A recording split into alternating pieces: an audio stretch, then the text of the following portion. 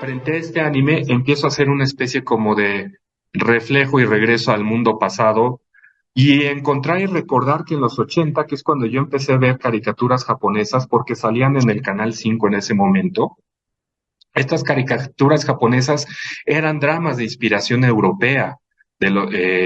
Por ejemplo, Remy, para quien lo recuerde, está basado en el libro de Héctor Malot de 1878, El niño de nadie, y que en esta historia, de repente, sucede en Francia, es totalmente diferente a lo que era la animación norteamericana, porque para quien recuerde la historia, y otra vez, perdón por el spoiler, suceden cosas muy dramáticas, aunque se piensa y se pensaba como una especie de prejuicio de que la animación era únicamente para niños, aquí de repente muere el changuito.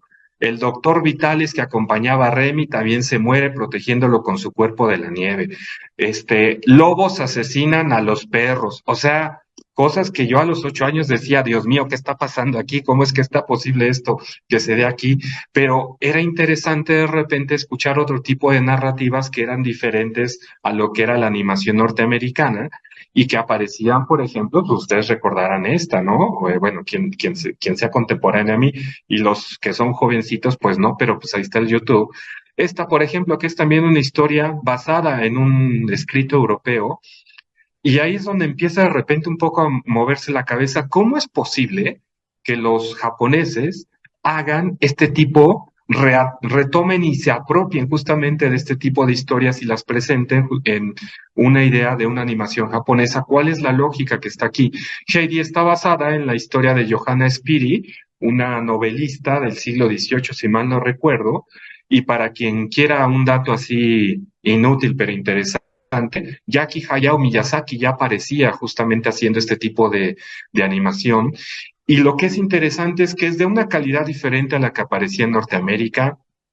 Había reflexiones éticas más realistas, no rehuía la tristeza y el dolor, no rehuía el drama.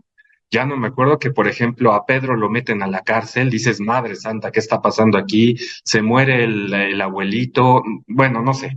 Es cosas que de repente te ponían triste, te ponían alegre, te dejaban un poco esta sensación así como ambivalente de qué estoy viendo aquí. Y era interesante porque además es opuesto a la ética, o más bien a la moral que aparecía en las caricaturas norteamericanas. Esta otra, que está basada justamente en una historia, también en una novelización, creo que era Tokugawa, el que había retomado una novelización dramática europea, y entonces llama la atención cómo generalmente, y eso va a ser una reflexión que ahorita les voy a dar el dato por si no lo conocen, Hayao Miyazaki en uno de sus libros escribe justamente, por algo el japonés le pone la mirada al europeo del siglo XVIII y XIX. Ahorita les platico por qué. Pero hay de repente un interés particular por el japonés, por empezar a ver esas historias. Y entonces, en general, si ustedes se acordarán también de esta historia, La princesa de los 1000 años, los rasgos de los personajes europeizados, ojos grandes, no son con el fenotipo oriental, y la pregunta es ¿por qué aparecía esto? También las historias no eran autolimitativas, como por ejemplo un capítulo de Thundercats, terminaba el capítulo y ahí terminaba la historia y cada capítulo era una historia diferente. Aquí no, aquí se reían una trama, una narrativa compleja, que iba eligiendo más o menos una forma de ir estableciendo esa narrativa y no estaba dirigida al público infantil y era interesante porque nosotros desde aquí, desde México, pensábamos que era para el público infantil, pero no estaban dirigidas para el público infantil y tenían ideologías diferentes a la tradicional y se volvía muy interesante.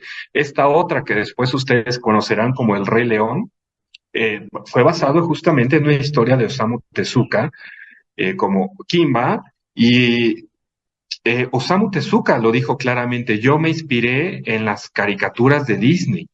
¿Qué proceso apareció ahí para que de repente historias que nada tenían que ver aparentemente con la idea de una animación japonesa estaban inspiradas justamente en historias, en estéticas que sacaban ellos de Occidente? Y obviamente Osamu Tezuka fue, digamos, el dios que se le conoce de la animación, con esta serie tipo Astro Boy, que ustedes también seguramente conocerán, donde aquí aparecen también, recordarán ustedes que después de la Segunda Guerra Mundial en Japón, había un gran pesimismo por lo que había ocurrido. Entonces, Osamu Tezuka, habiendo vivido estas épocas, dice, pues vamos a establecer un poco unas historias más optimistas, pero con ciertas características particulares, retomando, en este caso, la orientación hacia el europeo.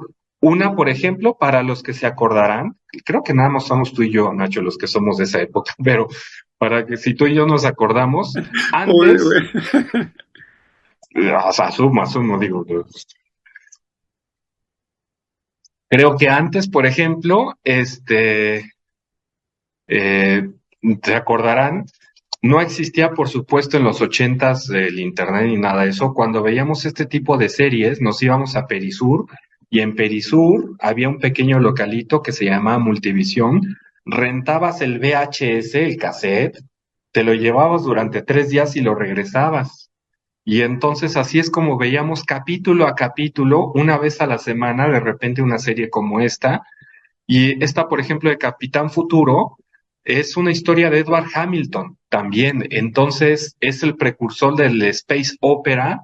Y era interesante cómo de repente historias occidentales aparecían en estas animaciones japonesas, derivado de esta tendencia de estos rasgos europeizados, inspirado en Disney, evaluando esta admiración no explícita, pero aparente, por la diferencia entre el canon de belleza del extranjero que sucedía en Japón, porque de todos modos, por ejemplo, un japonés nunca se va a casar con una extranjera, establece mucho esa diferencia entre el nacionalismo, pero al mismo tiempo está esta admiración por esos cánones de belleza.